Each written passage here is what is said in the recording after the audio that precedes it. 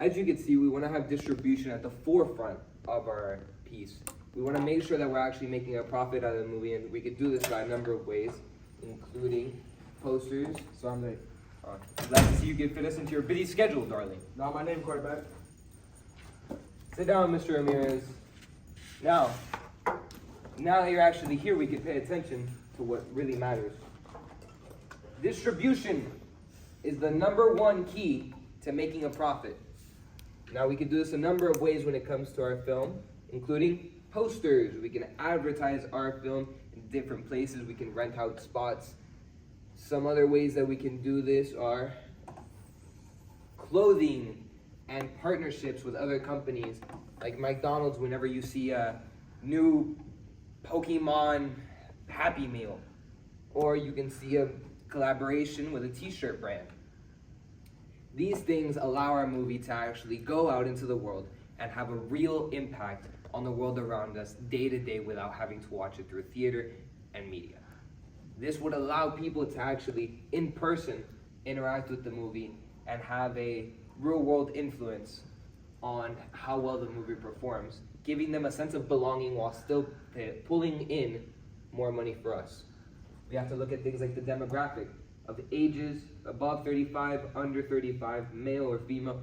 What are these people usually interested in? We have different types of demographics for ages, we have different demographics for races, genders, etc., etc. And we have to focus on who our target audience is in order to actually make a profit from our film and spread the word. So sometimes we... Dude, do you have a Coke right now? Where'd you get that from? What about it? My own business. Okay. Eating again, aren't we? The easiest way to do this is the studio will make a partnership in which we send out these collaborations, these ideas, these mix. We can send them out.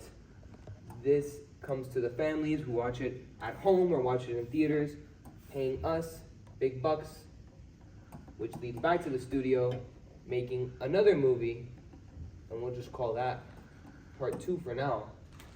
We can make another movie and a part 2, and maybe have a trilogy later on down the line. With the money we make. Dude, From do you have talkies too? Where'd you get that from? Shh, it's YouTube. Mr. Murrow, will you please lower your voice? I'm sorry. You better be. Now, where was I? Yes, so we can continue to make a profit off of our shared investment as long as we continue distribution and sharing our... What are you pulling out now, for God's sake? I'm hungry. Good. Now, moving on from the collaboration mister. side. Yes, Mr. Murrow, how can I help you? Can you give us an example of a movie where this actually worked? Well, actually, I can, yeah. A couple years back, while I was still a director, there was a movie I was working on called Jackpot. And while Jackpot was a great experience and we had a lot of creative freedom into making this film, we found it was very difficult to actually distribute the film in a way that people would find enjoyable. So what we ended up doing was we ended up doing the Oppenheimer method and partnering up with another movie that was called, I believe it was The Last Party. And at first it was kind of just edits mixed together on TikTok, and that kind of grew, and it grew with a very big platform. So TikTok was a very big factor in what we were doing. Another great part in media that we were able to actually spread this out was Instagram and Facebook ads. I don't know if you guys remember Facebook from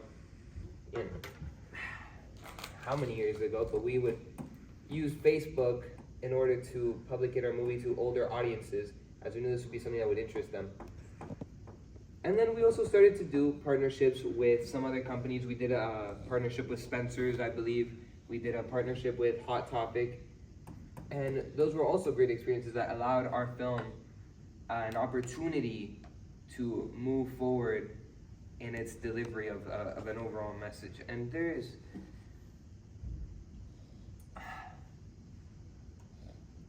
Ramirez, Yeah. wake up. Can you repeat that? Ramirez, why did I write down Facebook? Yes. Not an answer. Oh. TikTok. What do we use TikTok for when it comes to distribution? Distributing to the younger generation.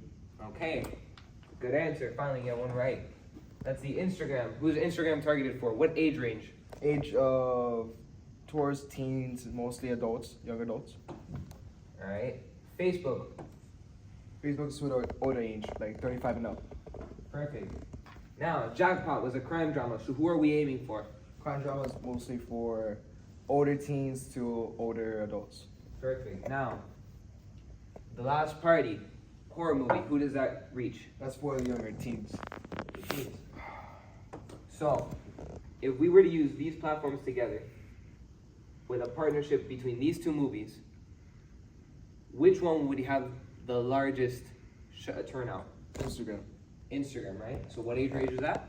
That's to the younger teens and older. So if we wanted to save money, both of our films, both of our studios wanted to save money while still reaching a larger platform, what's something we can do? You should to hit the higher quadrant of the males and 35 and up and 35 under. You should go with Instagram, TikTok, and a little bit of Facebook, not much. Or maybe you do learn something in your sleep. Yeah. All right, next lesson. Ramirez, hand me back the eraser. Next lesson will be about actually editing and filming your movie.